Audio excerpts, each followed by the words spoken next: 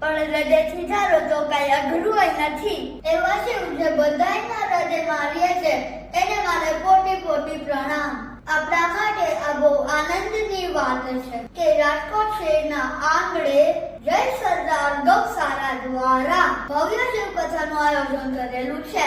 એમાં આ કથાના વક્તા પરમ પૂજ્ય શ્રી ગિરી બાપુ છે.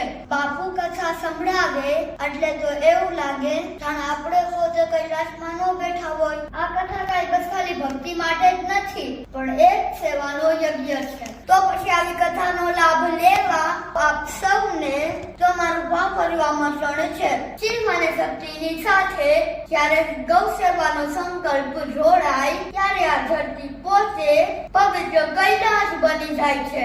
પછી એવું ના બનવું જોઈએ જે જગ્યાને આપણે કૈલાસ કીધું એ જ જગ્યા પર આપણી ગૌ માતા આપણો જ ફેંકેલો કચરો કા પ્લાસ્ટિક ખાતા જોવા મળે. એટલે જ કહું છું આવી ભલે મહેમાની છે પણ આપણું વર્તન યજમાન જેવું હોવું જોઈએ. એટલે કે આપણે જાતે જ સ્વચ્છતા અને વ્યવસ્થા જાળવવાની. તો આવા શુભ સંકલ્પ સાથે આ સેવા યજ્ઞના સૌભાગી બની. તો બોલો પાર્વતી પતે હર હર મહાદેવ હર